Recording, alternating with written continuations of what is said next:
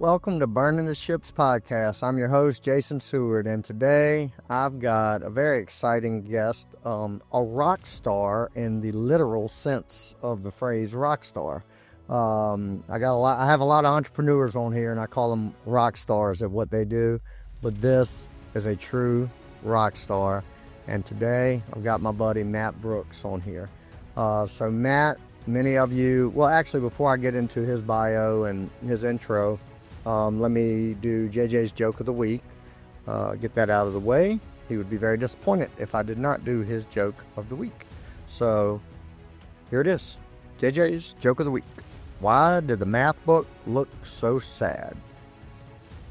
Because it has lots of problems. And that is JJ's joke of the week.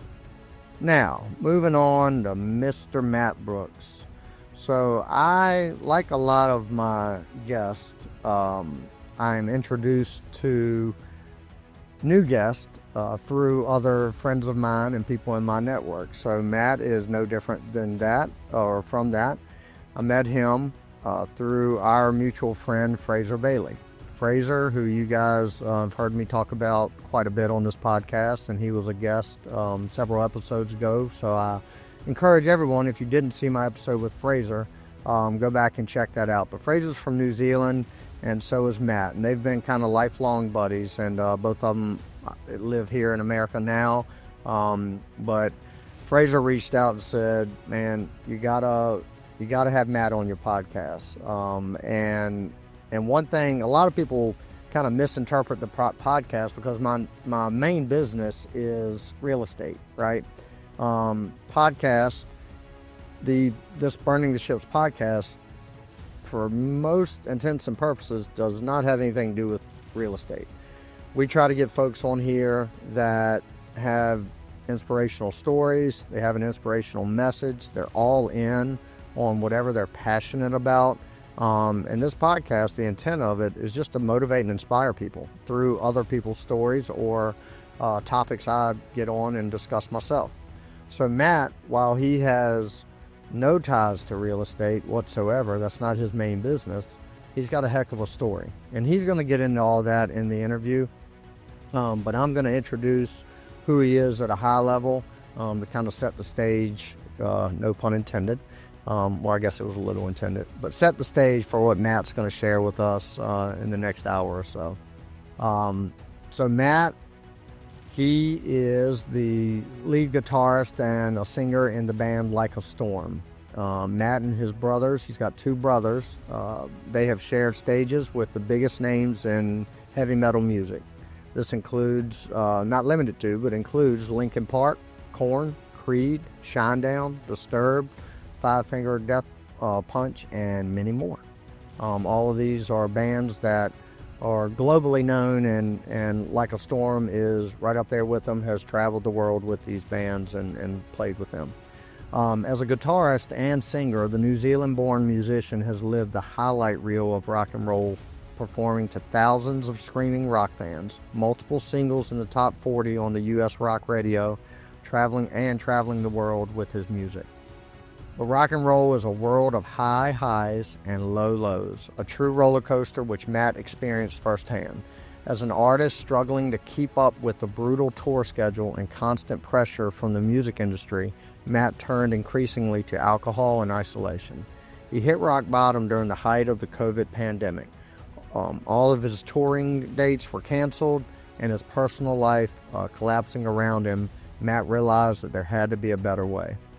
So he has since left his toxic past behind, and Matt Brooks has committed himself to a radical lifestyle change. Inspired to help others do the same, he decided to share his message and his methods with the rock world. So that's kind of his formal bio. He has launched really a community or a program around mental health, and he calls that Amplify. And the intent is, and he'll talk a little bit about it in the interview, but the intent is to, the rock and roll lifestyle, which I know nothing about, but Matt will kind of explain it. It's brutal. Like it seems glamorous. It seems like everybody wants to be a rock star, right? But maybe for a month, doing this year in and year out, traveling the world, living out of a suitcase and, hopping on tour buses and planes, just never really having time to settle into a home or into a family life and stuff like that. It's brutal. And you see a lot of, you hear the stories, you see them, the documentaries on TV, you read the books about these rock stars that towards the later stages of it, they have a lot of mental health issues. They have a lot of alcohol and drug issues. They have a lot of relationship issues and stuff like that. So Matt, having kind of started down that path himself, luckily, and through a lot of deep thought, because Matt, you can tell when you hear him talk, he's a very deep thinker. You see him get emotional when he talks about his story. So this stuff means a lot to him. But he was able to rescue himself out of this, and he probably have some help along the way as well. But now he lives a life truly intended to give back, and he wants to help others that are in this same grind of touring and making music realize that there is more to life than just that, and there is a way that the two can still be done together. You can still be in a high performing and a really high profile rock band and also take care of your health. You can still travel the world and live the quote-unquote rock star lifestyle without being an alcoholic or a drug abuser, right? So Matt talks about all that, and he's trying to help and build a community around that where it's okay to live a clean and healthy lifestyle and be a rock star, right? So he'll get into all that. I found this conversation very inspirational.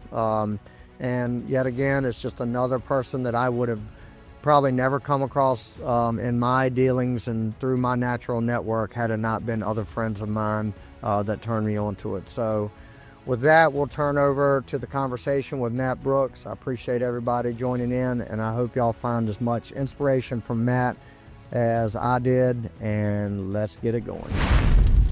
Matt Brooks, welcome to Burning the Ships, my man. Pleasure to be here, dude. Pleasure to be here.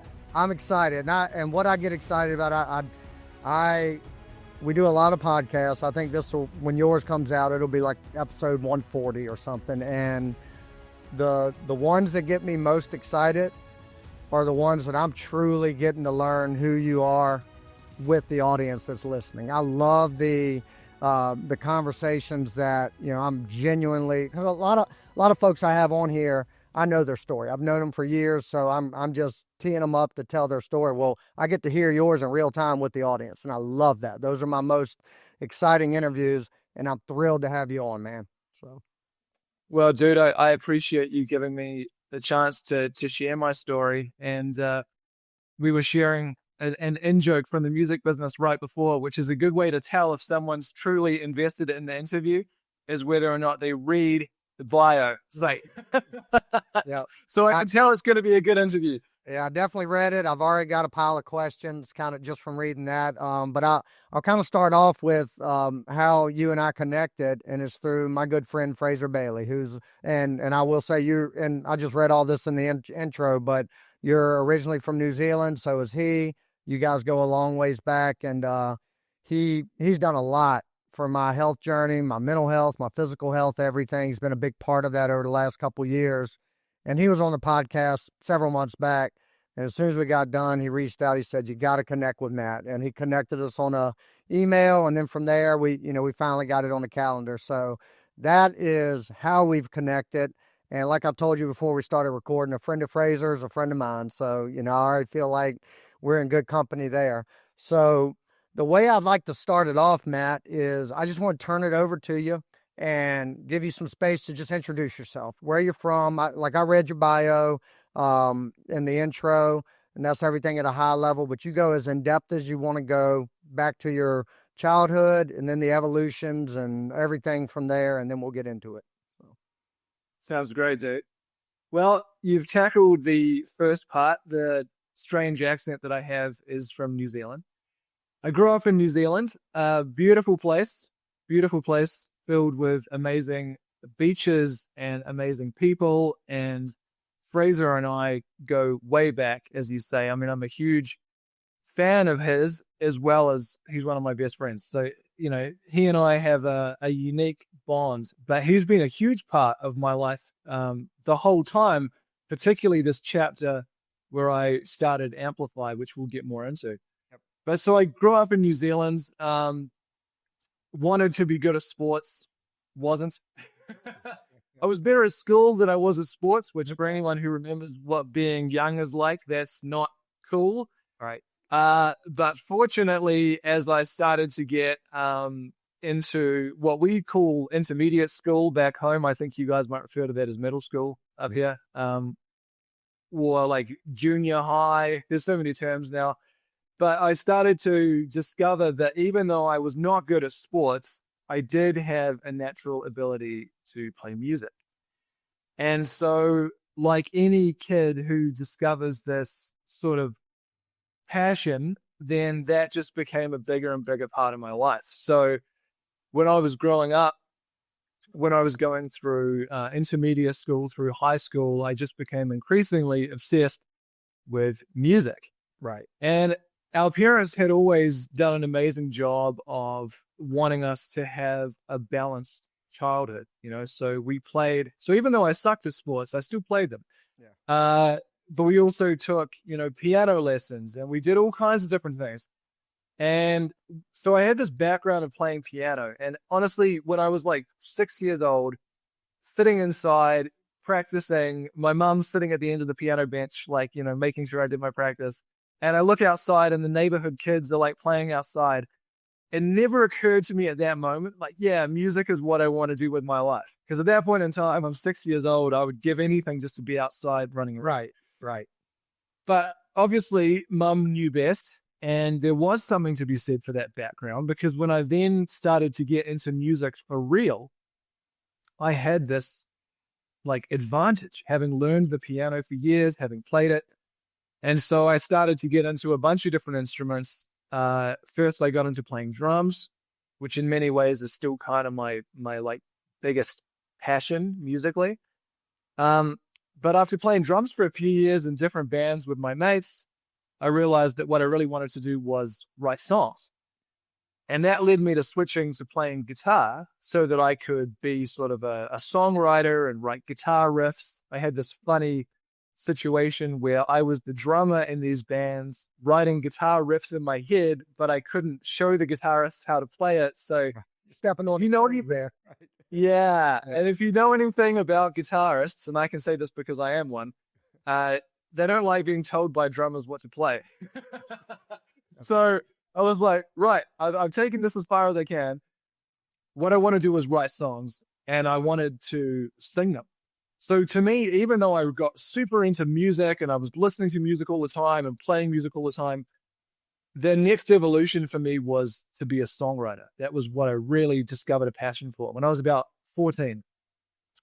The songs were not good, but I loved them. And it was me speaking truthfully in a very unrefined manner. Yep. So I started to get into playing guitar, and I started to get into singing. So I have a background of being a real jack of all trades musically. And I think that's been a big part of what I love about music, is that it's so multifaceted, and I love all elements of it.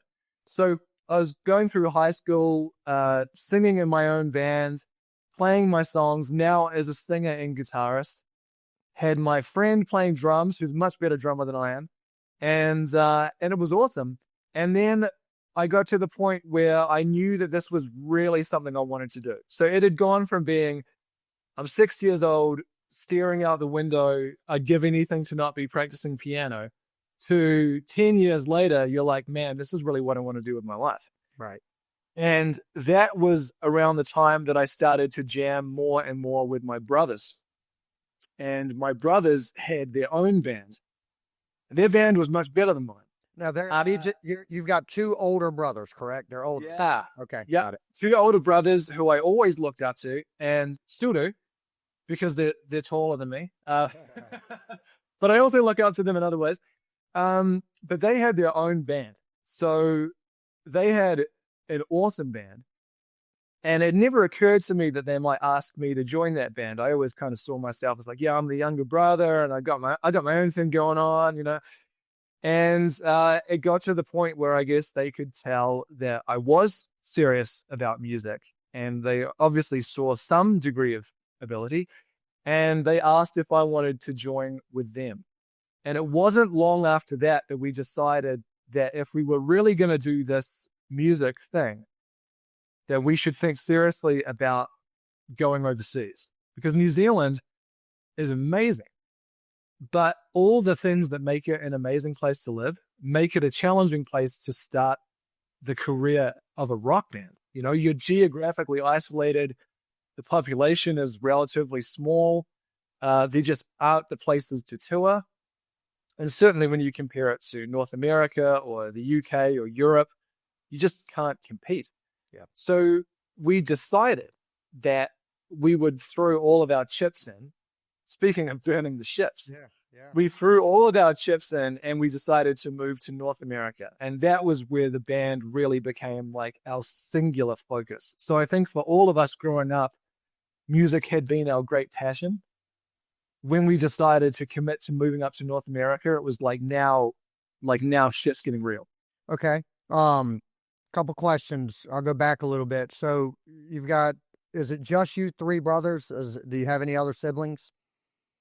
And it's just the three of us. Okay. So all of you obviously have a natural gift in music. Is that something like, were your parents musicians? Did they recognize that? I mean, you talk about your mom sitting at 6 years old making you play the piano.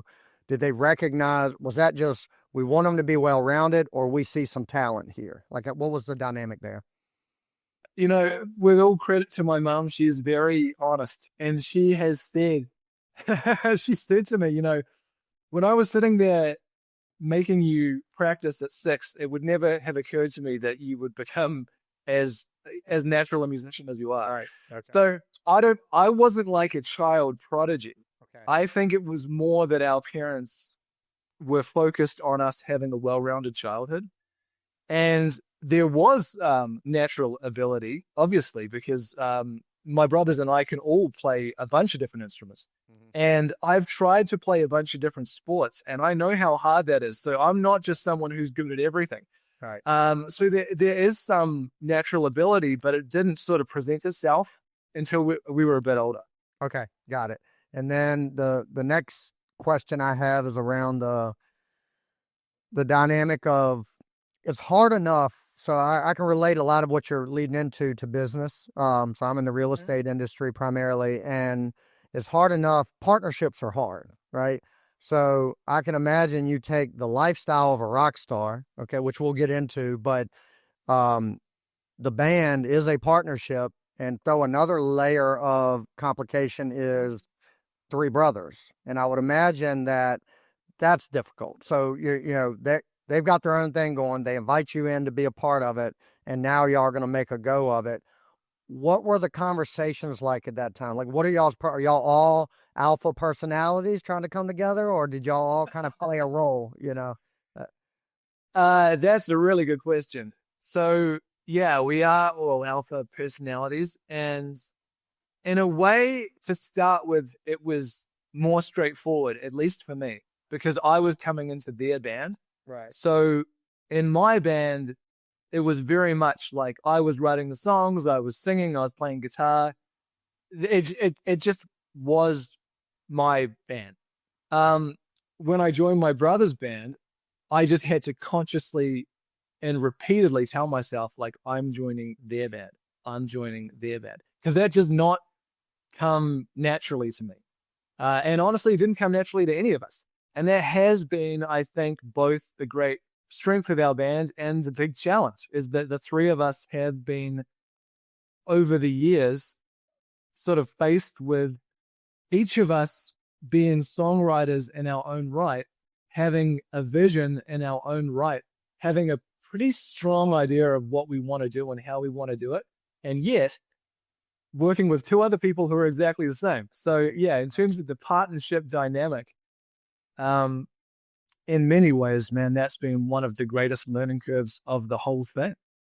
Yeah. I can imagine, like, you know, you said it comes with good and bad. The good being, you know, your brothers. It sounds like y'all were raised in a tight family, a good, you know, y'all had good role models, a good environment there.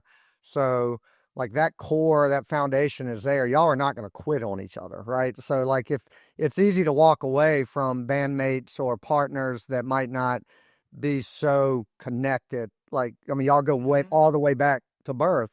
So I guess that protection there of like y'all got each other no matter what, no matter how much you butt heads, it takes away that temptation to say, oh, I'm gonna go figure this out on my own. Screw you guys. You know, is that a fair statement or? Oh yeah.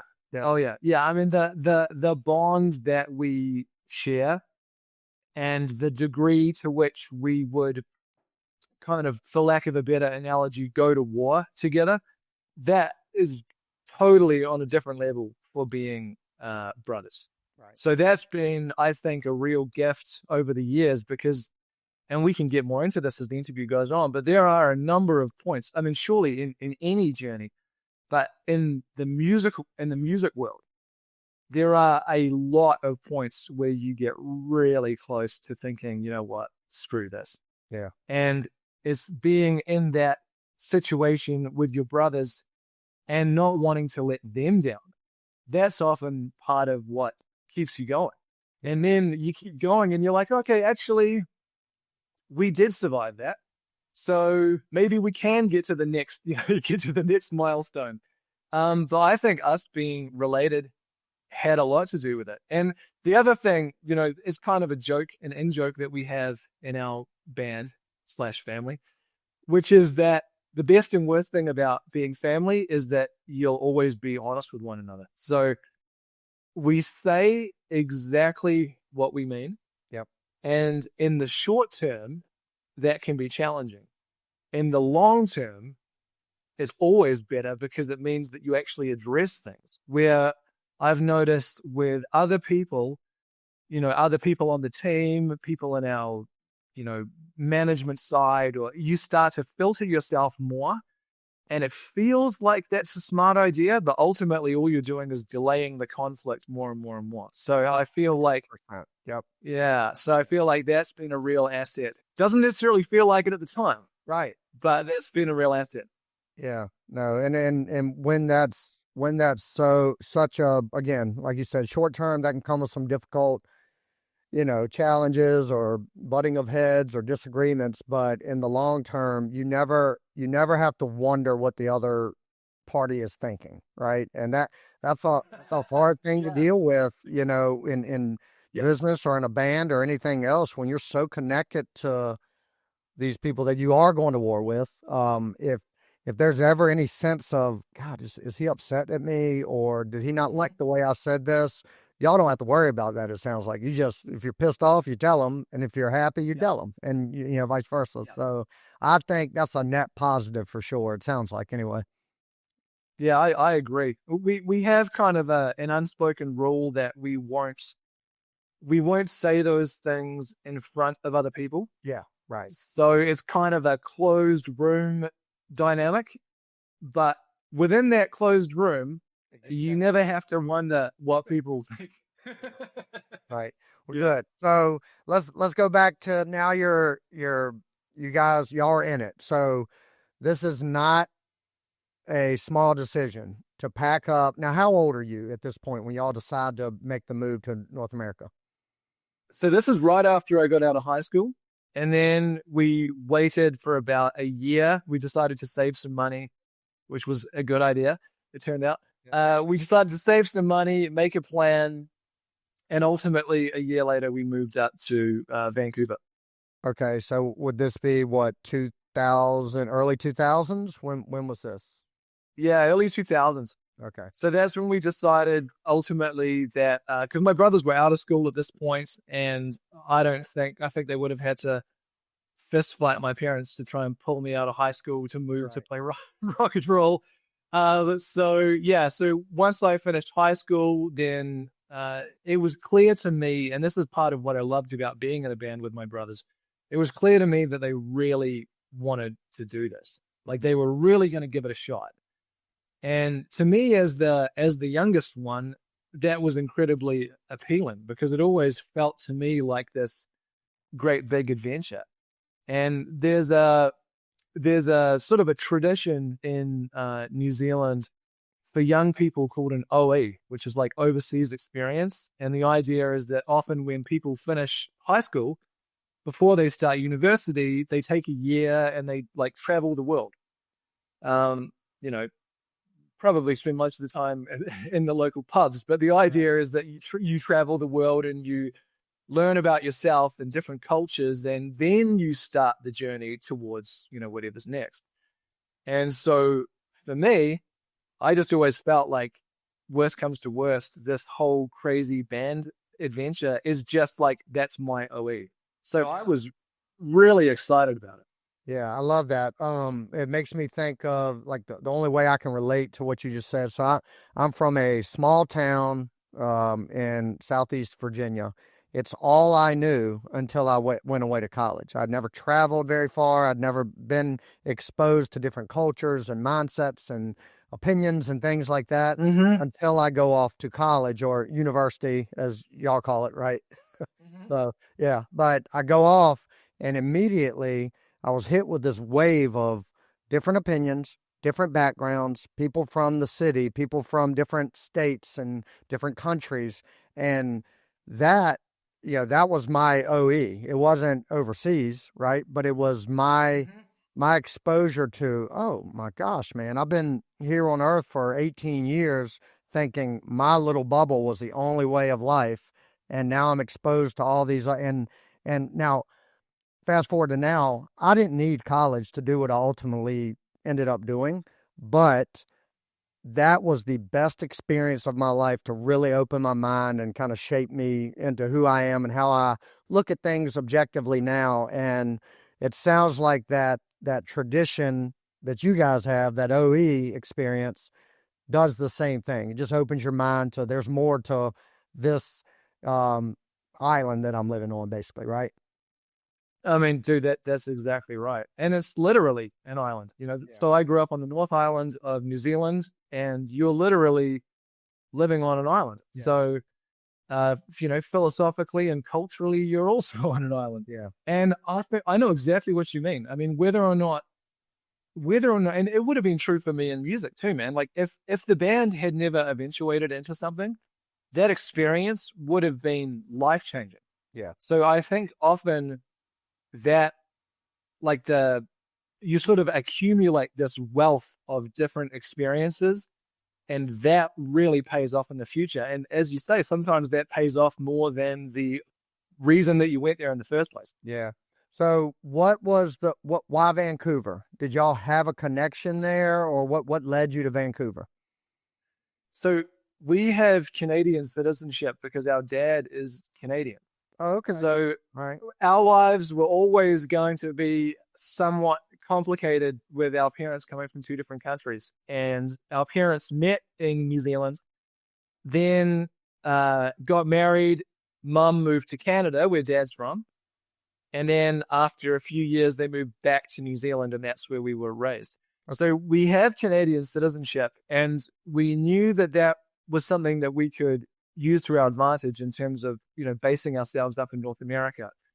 Our plan and our hope, really, I mean, it was a hope at that point. Our hope was always to end up touring the US, but we knew, okay, this is going to be a gradual process. And so for us, Vancouver was a great place to start. I mean, it's a beautiful city, and actually in a lot of ways, it looks very similar to Auckland, where we're from. But also we knew that it had a really good music scene there.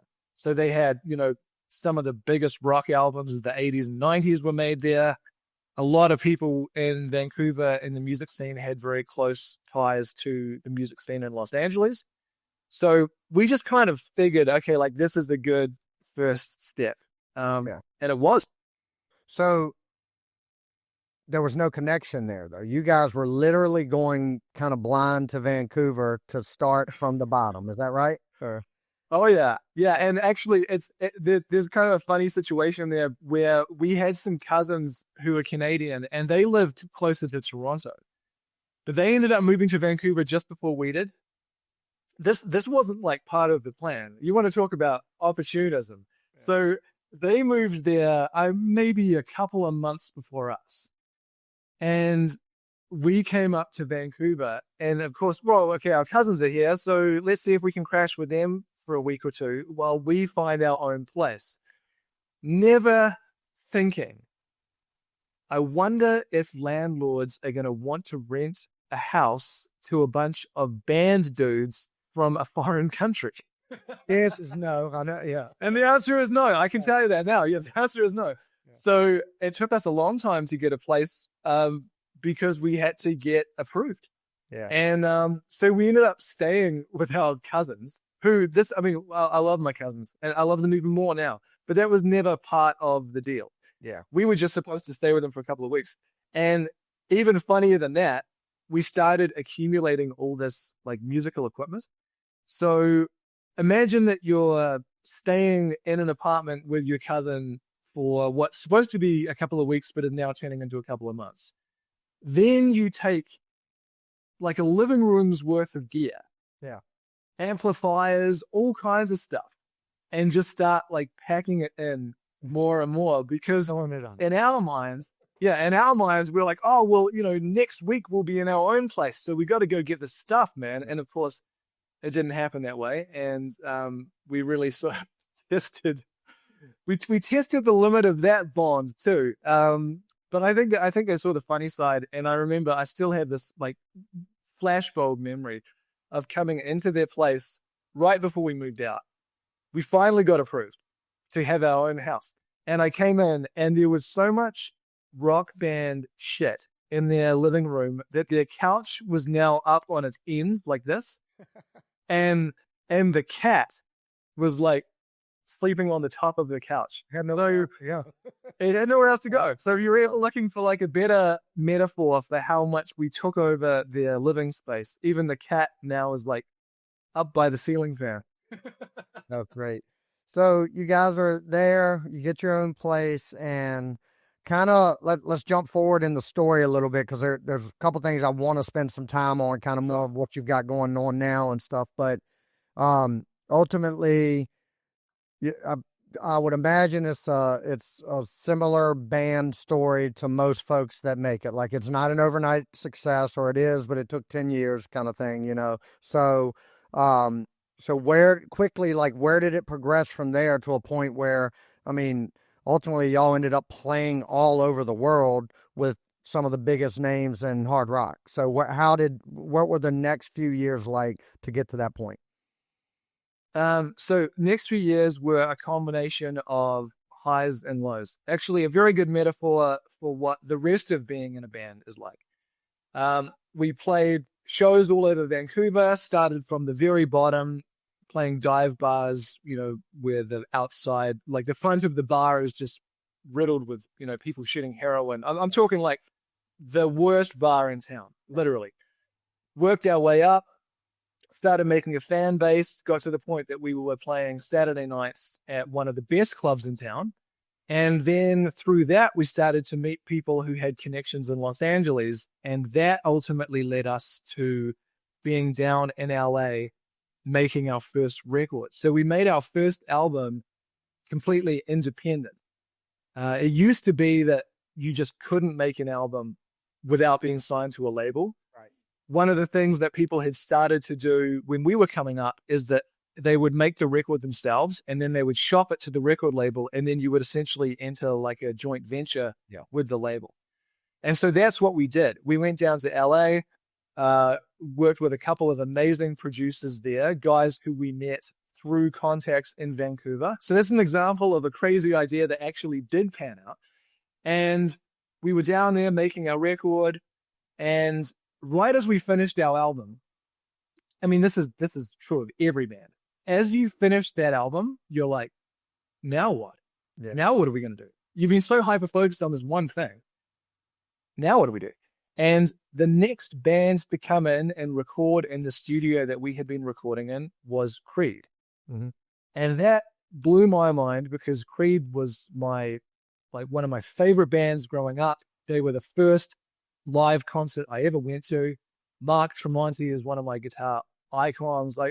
Just blowing your mind in every conceivable way, right? Right. So our producer went in on one of the days when the Creed guys were in there, and I guess on their lunch break, he said, "Man, I've just been working with this band from New Zealand.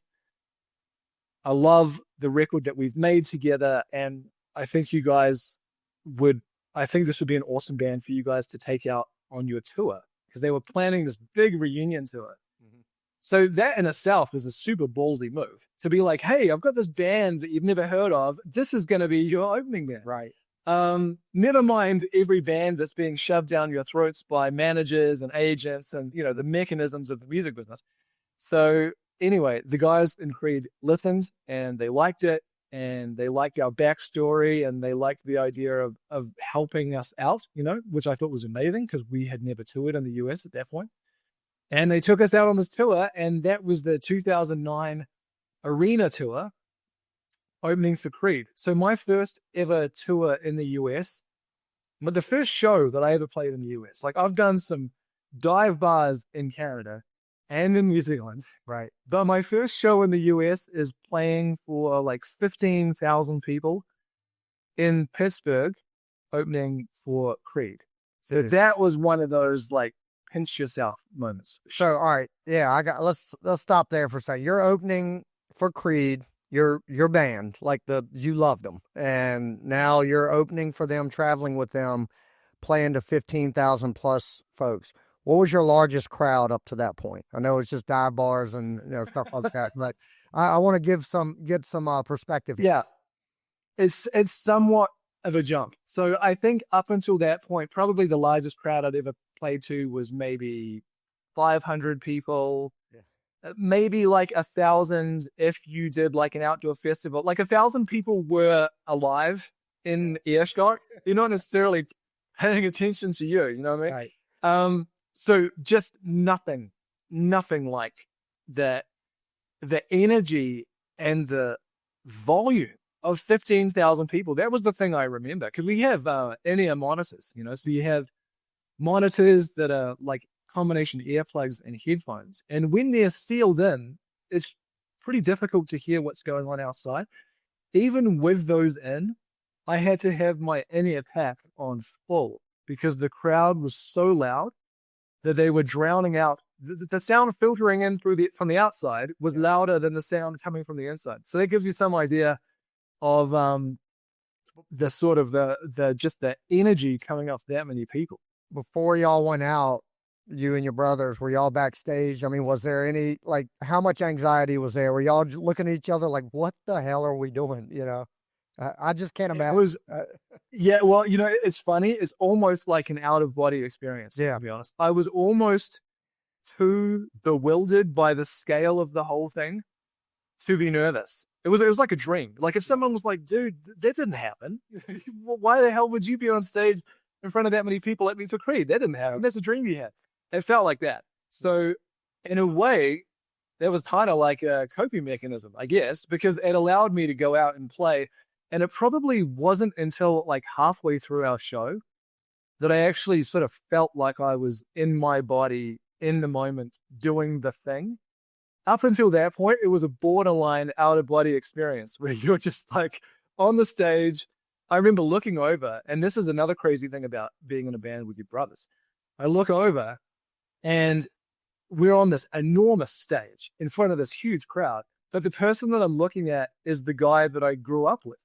Yeah. You know, it's like, that's a weird, that still happens to me now. It's a weird, like, worlds collide kind of feeling. We like, I remember us, you know, shooting hoops when we were kids, and now we're on stage in this arena in front of like 15,000 people. It's quite a weird thing it's amazing, but it's quite a weird thing to get your head around. Yeah, no, I can only imagine. So now that was 2009, you said, and was that did you do the full tour with them? Yeah, one of the coolest things was that they'd invited us to do the first leg of the tour, and we were just thrilled. I mean, as you can imagine. And when we got to the end of the first leg, because it was our first tour in the States, we thought, okay, well, that was amazing, but like now it's time for a real band. You know, a real band's going to come and bump us off. And the guys in Creed came and asked, I mean, I love those dudes. They came into our dressing room and asked us would we like to join them on the second leg? So you think Yeah. that feels like a once in a lifetime opportunity, and you get to that point, you're like, okay, well, guys, hey, it's been amazing. Part of you's thinking, well, if we go home to New Zealand, I can live with mum and dad. You're already kind of making your plans. And then the Creed guys come in and ask us if we want to do the second leg. And that was incredible. So we did the second leg with them too. Stained were on that leg, and it was just crazy. But it was an amazing sort of validating experience, given that from the point that we left New Zealand and moved to Vancouver, we had basically just thrown ourselves into insane situation after insane situation. So it's amazing, I guess, to see that when it does pay off. Yeah, absolutely. And I mean, I guess there with, you go to Vancouver, it takes a little while to get connected in that situation. So you had obviously a lot of hurdles and roadblocks and along the way to get there. And I'm sure like you probably continue to do today, but, you got to have, I don't know. And I think about this like from the business side of things too, because, like in real estate, in my business, we hit a lot of roadblocks and stuff, and I'm just stubborn enough not to stop, right? And so like, Yeah. there's many people that will just say, man, God knows this is hard. This ain't working out. Fuck this. It's just not going to keep going. It sounds like y'all have that same mentality, and maybe three brothers, probably competitive, like we're not losing. Is that fair to say that's what kept y'all grinding until it popped off? It's very fair to say. It was a combination of the team, like the three of us really feeling like we're not going to let the other guys down. We're not going to stop. And certainly the competition I found applied to me being the youngest. Like I was like, shit, dude, I'm not going to be the weak link. That's right. Exactly. I almost couldn't handle that idea. And what's funny, just to quickly connect back to our mutual friend, Fraser, he will say to me now, I'll be telling him about the workout I did, or I'll be telling him about something. And I go into great detail telling him all about it. And he's like, dude, you're fucking psycho. and I can tell it's that mentality. It's a combination of obviously a personality type, very sort of enthusiastic, and you get very passionate. And I imagine like you're sort of like a dog with a bone. But also the music business, I think, even before you're even really in it, it sort of shapes that mentality, because if you're going to give up, you might as well not begin. Like it's such a long shot that there's literally no point in even going down that road if you don't have that screw loose. So I agree with what you're saying. And I can see from what you're talking about, how that would be a huge asset in your life in business as well. Sure. And so 2009, we're 16 years from that now. So from that point, was it just year after year on the road touring? I know y'all toured with a lot of big names, a lot of big bands. Is that what kind of the next 5-10 years look like? It's basically like, at least it was for us, it's like you get on that wheel and then you just do everything you can to stay on it. And that's something that I didn't appreciate about the music business until I was in it. I imagine your life is a lot like this. So you get on it and you're like, yes, now we've got a record deal in the States. We're touring the US. We're out with Creed. We're out with these guys. We're doing this thing. But then album 2 rolls around. Okay, have you got any good songs for album 2? Maybe we need to go back and think about writing the best record we can. By the time you've made that second album, you've been off the road for a little while. So now you've got to remind people who you are. And actually, you have to sort of make your case to the people at your label, to your management, why they should sort of reinvest in you again. So from the outside, I remember being a kid looking at my favorite bands, and it looked like if you made it, then you just sort of cruise, for as long as you want to. And then, maybe you get a bit older and you retire to Florida or something. But actually, it's like that wheel goes around once. And then if you want to go around again, then you have to go through that process again. And it does get easier from the initial point of being like, no one's ever heard of you, but it's still pretty challenging. And so that's why I think you see so many musicians struggling to maintain and sustain that life, because it's like an insane amount of work and grit to stay there. And that's something that I never appreciated. And I wonder, for people who haven't seen the inner workings of the music industry, maybe they don't realize that. So the people who have had like a long career, them, tough, man. I mean, it takes real grit to stay there. Had you known that, do you think you and your brothers, I know you can't speak directly for them, but had you thought that and known it going into it, would that have changed the thing? I mean, dude, to be honest, that's what I like about it. Okay. All right. Yeah. Like that's the screw loose that I have. That phrase is I'm dragging the sleigh, right? Is that kind of how you? Yeah, exactly. Yeah, right. Oh yeah. Yeah. I mean, if I don't have a dragon to slay, then I will create one. Yeah. You know, like I must have a purpose and a challenge. And I mean I'll just very quickly go into this, but the life that I was steering myself towards before I decided that music was going to be it was the military. And that was really what I wanted to do. Really what I wanted to do. And I talked to my dad about what courses I could take at school to be eligible to go to officers college in Canada, join the Canadian military. Like, so you can see it'll be like your life. It's like, yes, music is the thing that I ultimately did, but if it hadn't been that, it would have been another version of that. And that's like it's got to be a personality thing. 100%. Yeah. I mean, and a lot of the folks closest to me, my wife included, that like joke that when things get smooth in my life, like and everything's going good in business, everything's good going personally, physically, all that stuff, I get so bored I can't stand it, and I'll almost create problems so I can have something to fix, and it's I think it's a net positive, but there are some negatives that come with that, as well. Because I can't get out of this mindset of just go, go, go, go, and sometimes you just want to relax, and it's hard to do it because your brain won't let you, So yeah. No, yeah, I think the real challenge is for the people around us. Yeah, for sure. For sure.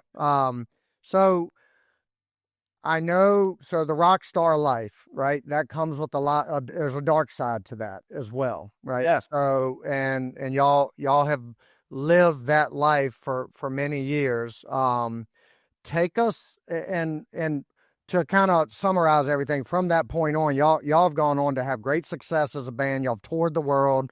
It is ultimately a success story, but if you don't mind getting vulnerable a little bit and talk about the dark sides of it. And it's particularly, I know you have a story to share around like when the pandemic hit and things like that. Take us there and through all of that, and then, kind of your mindset through all that. Sure.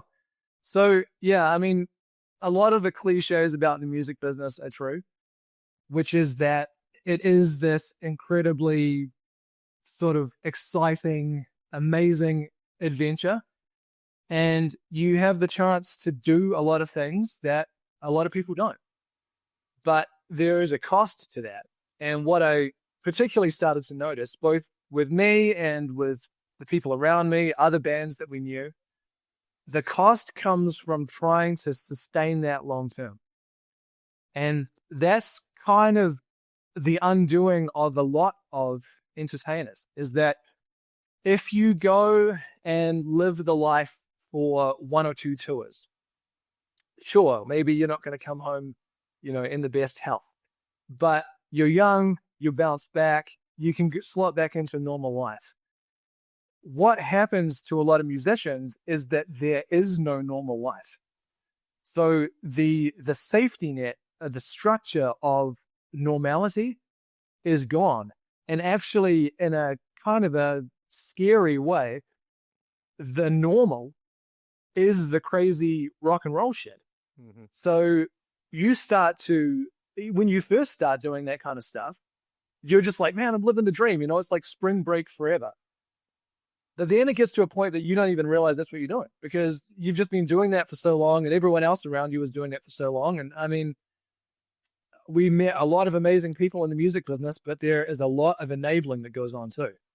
And you don't see that when you're young. I mean, you don't want to see it. You're like, yeah, this is part of it, But I found that combined with the sort of energetic drain of just trying to sustain your career. So the constant touring, I mean, coming into the pandemic, it's sort of a be careful what you wish for type situation.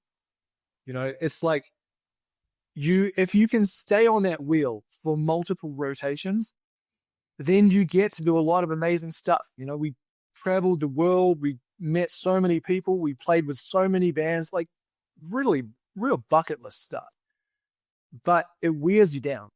And it wears you down in a sort of a cumulative fashion. So you get more and more burned out. And people kind of cope with that differently. And I didn't have great coping mechanisms. And that wasn't something that I was sort of like, I felt like I was doing better than I was. It's funny, all those cliches where you're like, no, I'm doing great, man. But look at everything I'm doing. I'm touring and I'm making records and, look at everything I'm producing. But you're like, yeah, but how are you doing as like a human being? Because you're basically sort of draining yourself to complete empty to sustain that output. And you just cannot keep it up. And that's why you see what happens to people, which is ultimately what happened to me, where you push and push and push and push. And then at a certain point, you just snap, because you've gone so much further beyond what someone should be able to do because of the kind of personality that you and I clearly both have. You pride yourself on being able to work hard, and this is your dream. This is your passion. So you push way beyond. And then something happens and the whole house of cards comes tumbling down. And that was what happened to me during the pandemic. And to be honest, the pandemic was the perfect scenario for something like that to happen to a musician, because the pressure on musicians and all of the tours being canceled, there were so many things that happened in a way that I don't think has actually ever happened before. So you had this insane pressure cooker situation. And if you came into that in anything less than ideal health, physically and mentally, you were going to struggle. Yeah. And the reality is, I came into that running on fumes. So we were touring America, Europe, England, Japan. We were on a tour of New Zealand when the pandemic broke out, which is how we ended up down there. But we were then going to go back to the US and then back to England, back to Europe, back to Japan. You think that you're just in the middle of the next rotation of the wheel. And in fact, what you're really doing is just trying to get through the next day. And then you're trying to get through the next day. And then you're trying to get through the next day. And so you cannot sustain that long term. Something is going to come up at some point that knocks you down. And for me, it was that combination of things in the pandemic. And to be honest, the thing that happened that really made me truly realize how poorly I was managing things was when we took touring away. So touring is kind of like, you're traveling and you have to be on stage and you've got to perform, you've got to deliver, you've got to be nice to people at VIPs. This is kind of a big shock, but musicians don't always want to talk to people at VIPs. Like maybe they had a fight with their wife or something, but then they got to go and slap on a smile. It's a job. Right. So you have these things that you just have to show up for. And the pace of touring is pretty frenetic. So like you get some days off, but you don't get many days off. Often those days are spent traveling. You're jet lagged. You're just like stressed in every conceivable fashion. You're stressing me out talking about it. Yeah, it is. Well, the thing is, it's like, it's as amazing as people say, and it's as toxic, as people say. Like both of those things, in my experience, are true. So it's an incredible lifestyle, but it's incredibly hard to sustain. And what I found is when the pandemic happened and it stopped all of the touring, at first it was postponed. That was okay because you felt like you had like a 2-week vacation. You're like, awesome. And then everything was canceled and indefinitely. And now not only is everything canceled, but now you have to refund everybody too. Oh. So now not only do you not have any work, but you have to repay everything. I mean, that kind of like that had never happened in our career. It was just unprecedented. And so then what happens is not only is your career and your financial situation sort of imploding because of these unprecedented things that are happening, but now you're not on tour anymore. So you have this go, go, go structure. And in my mind, it was always like, oh, this is why I'm doing the things that I'm doing. You know, this is because this is what it takes to get me through this. It's kind of like, you know, like the mission is so important. And then you take that thing away and you're like, well, shit, I'm still doing those things. You know, like I cannot stop doing those things. Right. And that to me was like a punch in the face because it made me realize what I thought was almost sort of like noble. Like you're like, yeah, I'm sacrificing myself for the big dream. And, you know, I'm going to show up and play every night, no matter how I feel. And you can kind of convince yourself that there's like a nobility to it. Yeah. But there's not, man. It's just a bunch of lies that you tell yourself to justify what you're doing. And that was what happened to me. So COVID was like the perfect situation, the perfect catalyst for realizing just how unsustainable the way I'd been doing things was. Yeah. So, and the way, you know, when you're referencing, I mean, specifically, I would imagine, like alcohol, drugs, maybe all that was all a part of that lifestyle. Is that correct? And then that just dragged. Yeah. I mean, for me, yeah. Yeah. For me, it was really alcohol. Drugs, fortunately, had such an effect on me that I would avoid them. Okay. So that wasn't like, no, I'm better than this. It was just like an adverse reaction. Got it.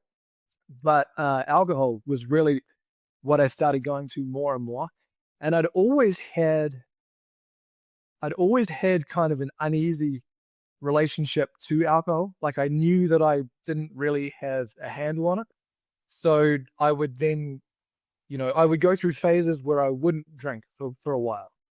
But I was never like leaving it behind. That was almost just a way of me trying to prove to myself that I did have it under control. But of course, I didn't have it under control at all because I then started again. And then when I started using it again, it was always like to achieve some purpose.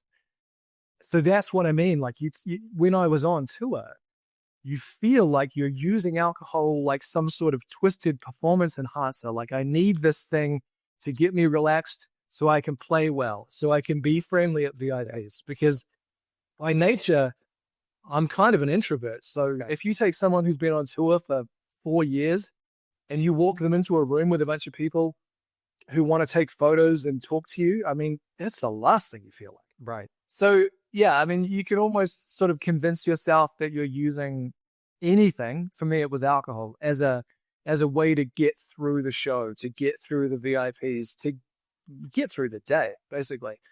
You take those things away, you don't have a show. You don't have VIPs. But yet that quickly made me realize, actually, I'm using this thing to just get from like morning to night. And that was kind of it almost bruised my ego more than anything else, you know, that I had allowed myself to become a slave to this thing. You know, all these cliches, all these things you hear people talk about, I'm like, shit, that actually happened to me. Like the rockstar cliche that I always thought was a bit played out and like, yeah, I've heard that, you know, 80s excess, 70s excess, the whole thing. And you're like, yeah, okay, that's cool. But then I see how it happens now. And in fact, it literally happened to me.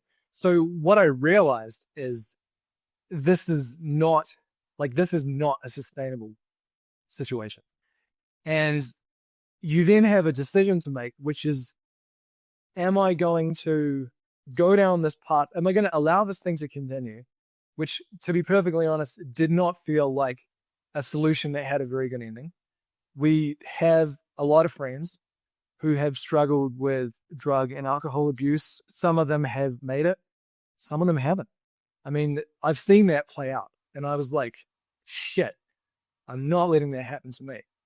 But it wasn't easy. I mean, it took me, I say this openly now because I believe that it helps people to hear this.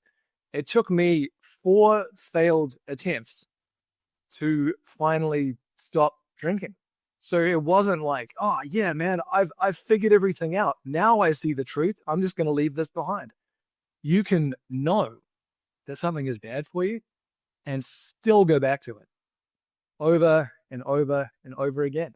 And so I try to talk about that now because when I first started sort of sharing my story of that time and talking about my personal experience, I just talked about how I had these realizations. I hit this rock bottom where I was, just super depressed, super anxious, didn't really feel like myself at all of these things.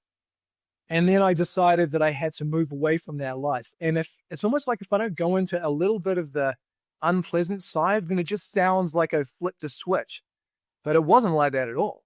I mean, it got to the point that the only thing that I decided, the only thing that I could commit to was the idea that I would just keep trying. So you're like, well, how long is this going to take? And you just think, well, who knows? But you just got to keep trying. So you can see it's a difficult thing to talk about, but I believe that it's that part. That's the part of my journey that I honestly think has helped people the most, is that you be honest with people about this. Like, you can know that that's what needs to happen and still go through hell to get there.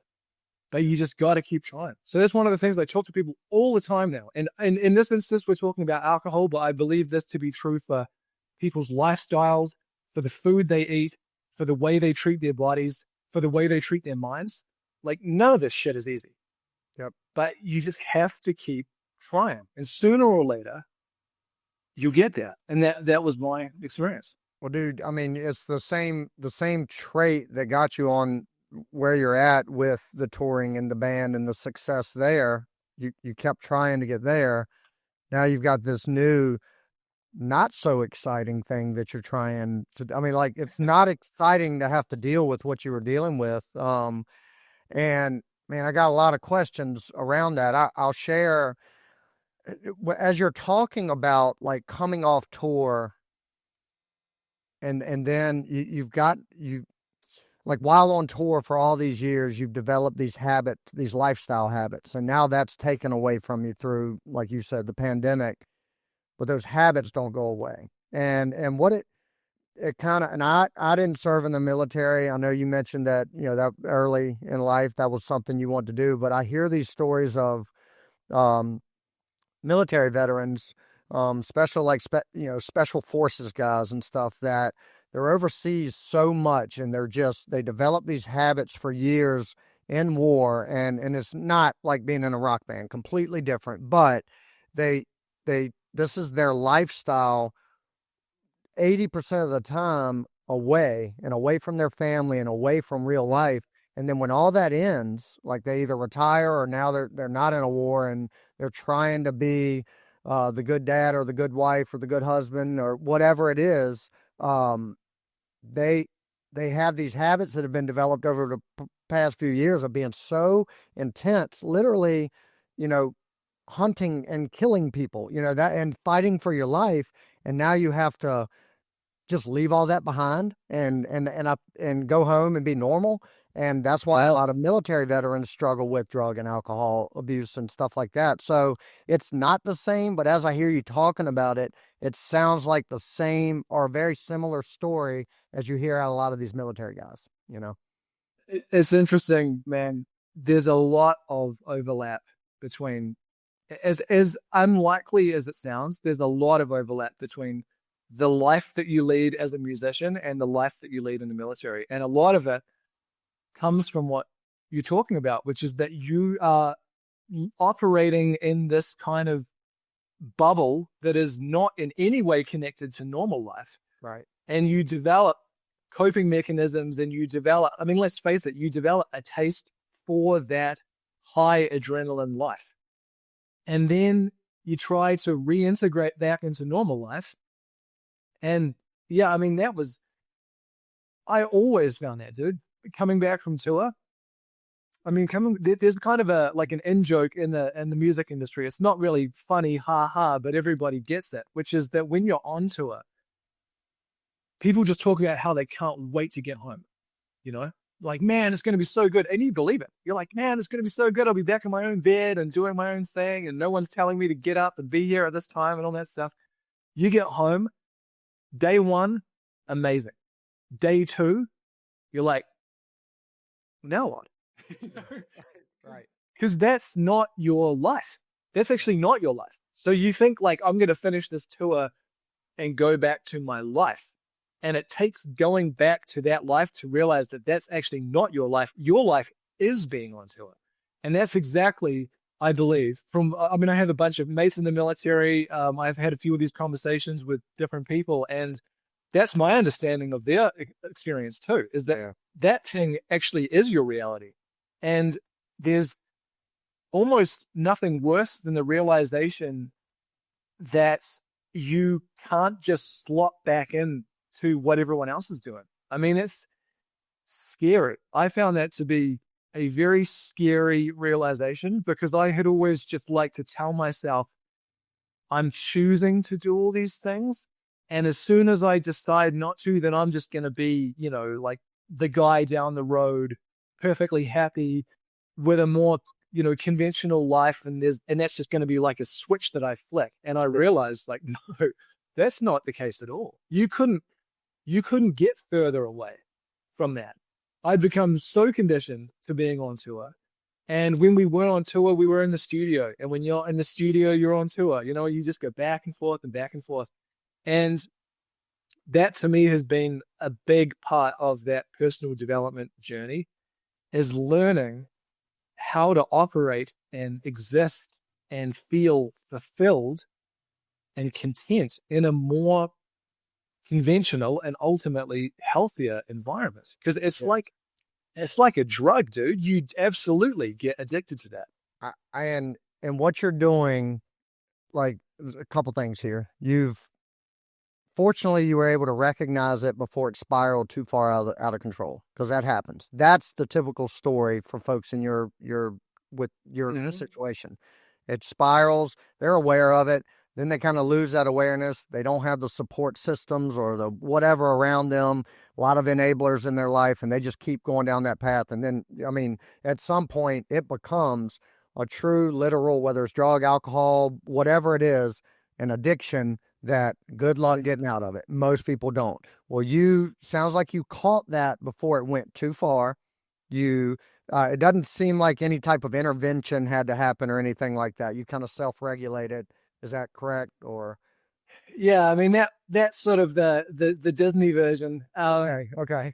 It was ultimately it was like a one-man journey, and that wasn't a conscious thing. That was just, I think, very indicative of where I was, like how I was operating at that time. I was very closed off, and so it was this one-man journey.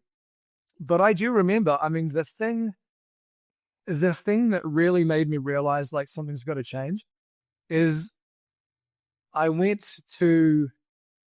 had like New Year's with my friends in New Zealand, and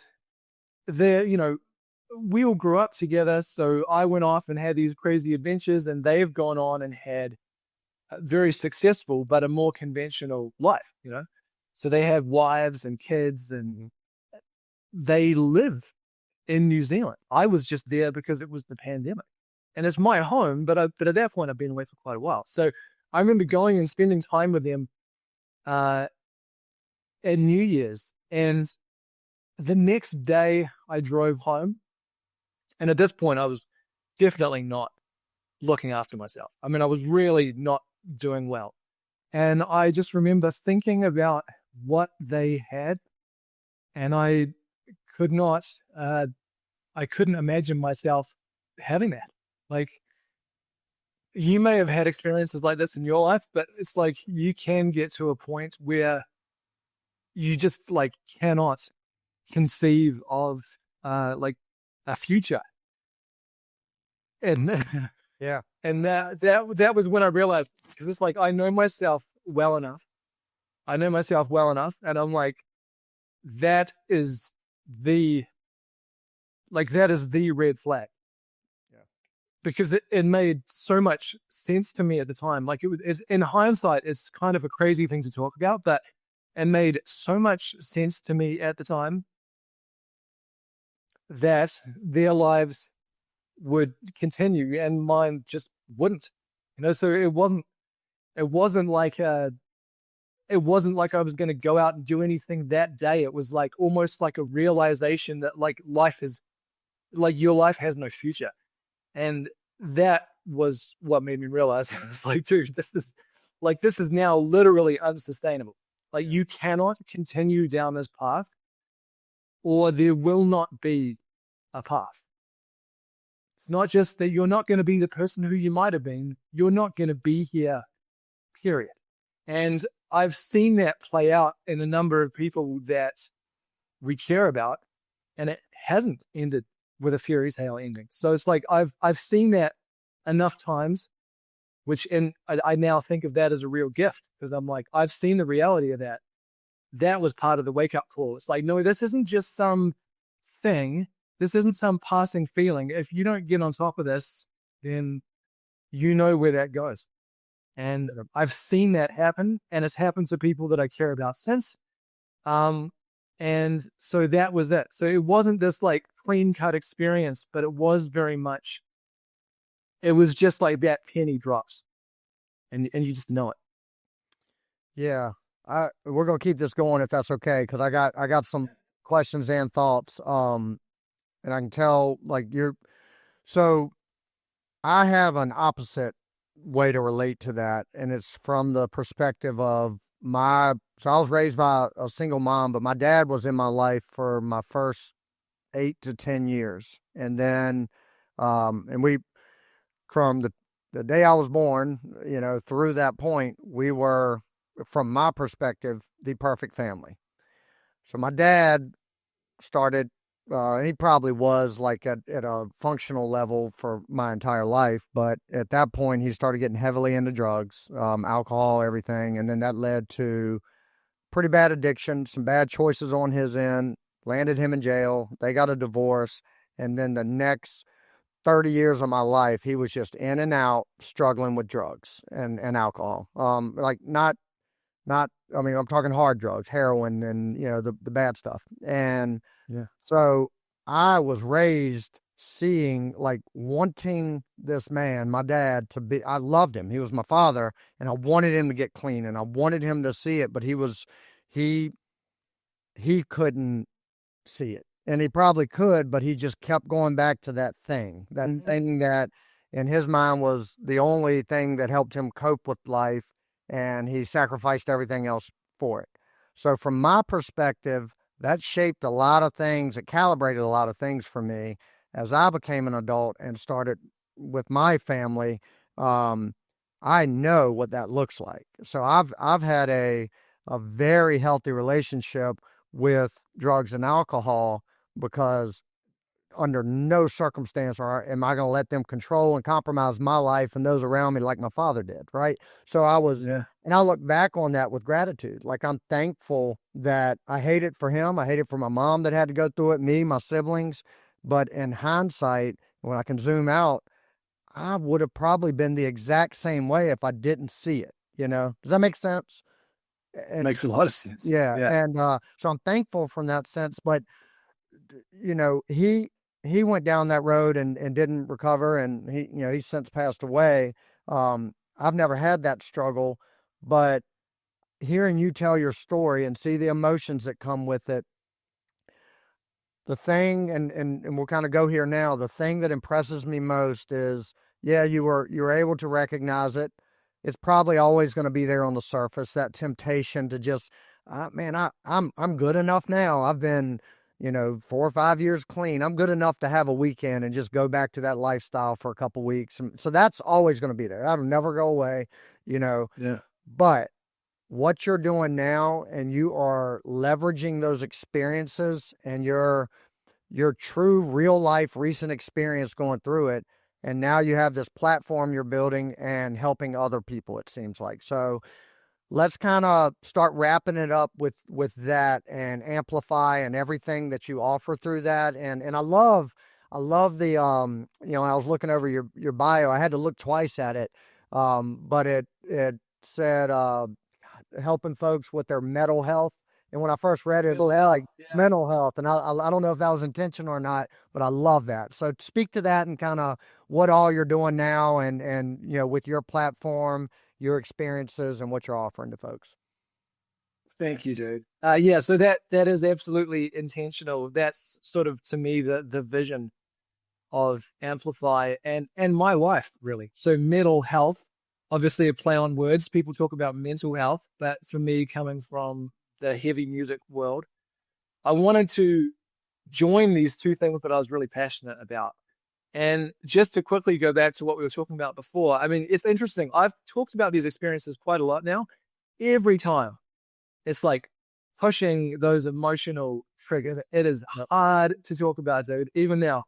But I do it because I believe, I mean, it's great to come and talk to someone who's, a great dude and runs a great podcast and talk about all the awesome stuff I've done. But that doesn't really help anyone.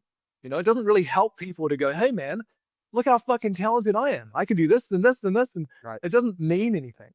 Talking about those challenging experiences, that's what I've realized. That's what I have to offer, really. I mean, if people like the music that I make, awesome. Like, truly, I love making music, and I truly feel so grateful to have been able to do it for as long as I have, and to be able to continue doing it. But the real gift that I believe that I have to give people is the experiences that I've been through, and quite frankly, just the fact that I'm willing to talk about them. Because I don't know what the culture of your town was like where you grew up, but New Zealand, particularly, when I grew up, New Zealand is a pretty stoic culture. And men, and particularly, like, men do not talk about their problems. Men do not have mental health problems. And so, and a lot, like, I had to get over a number of sort of false truths that I believed, men don't talk about these things, men don't struggle with these things. If I was as strong a person as I thought I was, I wouldn't be dealing with this stuff in the first place. All these things, these sort of untruths, these distortions that you have to get over. But as I started to work through that process, and I was able to leave alcohol behind, and as you say, that's why I've never gone back. Like, if anyone, people are good about it now. When I first started to be open about the fact that I was sober and I don't drink anymore, sometimes people would still offer me a drink. And I would think, man, if you had any idea how difficult it was to get away from that thing, you would never offer it to me. Yep. Ever. Now I'm at the point where I'm a bit more used to it, and they're a bit more used to it, and so it doesn't come up. But what I realized is I can leave that toxic stuff behind, and I can still have what I love about rock music and touring and, like, the life. Because I'll tell you, dude, there's a moment in there. I've had this conversation with some other musicians too, so I know it's not just me, where you seriously question whether or not you can continue doing what you love. Because you're like, okay, well, I've identified these issues and I really have to do something about that. But does that mean that I just have to, like, walk away from this whole thing? Like, how can I continue to function in rock and roll as a person who doesn't drink, as a person who now puts a ton of focus on mental health and physical health and nutrition and all these things that, like, I mean, dude, a touring band's nutrition is terrible. Sorry. So part of you was like, oh man, it's like you feel like you're choosing life or death, but you also feel like in order to choose life, you have to walk away from the thing that you love. And what I realized is that is another distortion. I can do whatever I want. And if I can get past that challenging, I mean, really, really challenging phase of my life, then I can create the next chapter to look like whatever I want. And what I realized is that what I want to do is take my passion for mental health and physical health, mindset, exercise, nutrition, all of these things, the exact same things that I used to literally turn my own life around. Like people talk about, yeah, and this turned my life around like it's P90X or something. But I mean, it completely changed my life. And I want to take that to the people from my world, the rock world, the metal world, people who love heavy music. And so that's why all of the branding and everything looks like an Iron Maiden album cover. You know, it's 100% intentional because I want to take these life-saving and life-changing practices and speak the language of the rock world. And that is done through terminology and imagery and talking about my life as a musician and how now I can play and sing better than I ever could before and all of these things. So to me, Amplify is really, it's literally like combining two things. It's like rock and metal and my love of that music and that world. And then this personal development journey that I believe quite literally saved my life. And putting those two things together in a way that to me as an artist is exciting and fun and allows me to connect with people who may otherwise not be terribly interested in a message about health and fitness. Yeah, I love it, and I think it's unique to your industry. I don't know that there's a lot of resources like you're offering in that niche, right? So you see, there's a lot of courses and mental health coaching and physical health coaching out there all over the market, but specific to an industry that is riddled with folks that don't take care of those things, right? Like that's part of the 16-year-old high school band playing in their garage. That's part of the dream is, drugs, sex, and rock and roll. Let's get on the road, let's do this thing. And for you to be trying to build something in a platform that, I'm not saying it discourages that lifestyle, but maybe teaches people how to cope with it better. And not, I think that could be a huge thing. And I don't know, I mean, you would know better than I do, obviously, but I don't know that there's a lot of stuff that blends those two things like you're trying to do or like you're doing. Because culturally, most young rock bands or even folks that are going through it and on tour all the time, they don't want to hear somebody in their ear talking about how to do it, more healthy. So if you can make that a more, not so much of a taboo topic in the industry, Yeah. dude, that is a phenomenal thing. And it'd be good for however you've structured that as a business, but also good from an impact standpoint, right? At some point, everybody reaches a point in life where it stops becoming so much about them. And it's what can I do for those that are coming up in that path I've just been on and to help them. And it sounds like you're kind of transitioning to that, and it's phenomenal. And we'll share all of your links and stuff like that in the notes, but I encourage people, if nothing else, just check it out, and it's a really valuable service, and it's genuine, and it's not just something BS that you've put together to make a dollar. You feel it. And for folks that are listening and watching, your emotions have bubbled up a couple times here. That's real. That's not fake tears. Yeah. And it's not you faking. This is real and authentic. So kudos to you, man, because it's not normal to get so close to that other side where there's no coming back, to then reel it back and then now create something of more value out of it.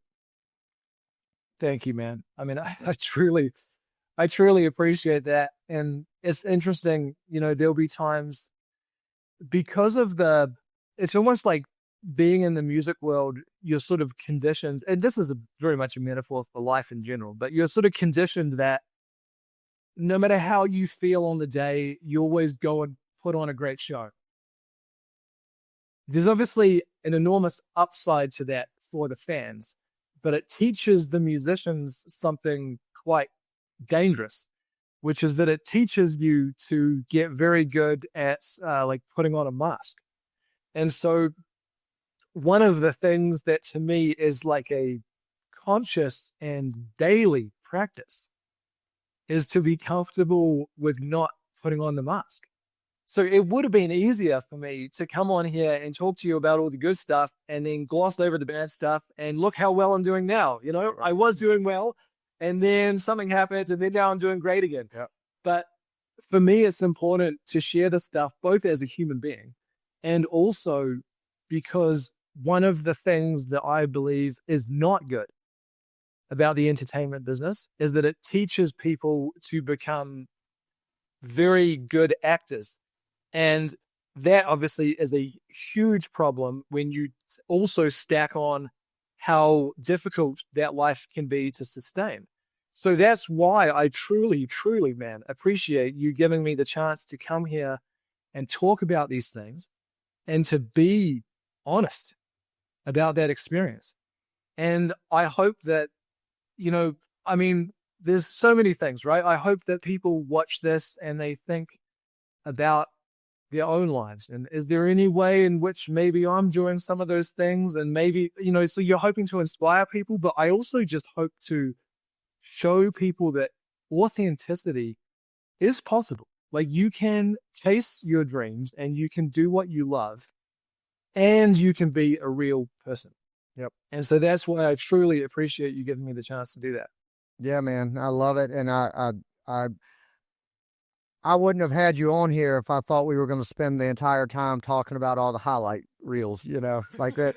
That's not, my goal with every episode, whether it's me just rambling or having a solo episode or I have a guest on, is if one person listening hears 10 seconds of an episode that makes them go, oh, that's a neat perspective, or let me dig into that. Maybe I can think about that or connect with that person or something like that.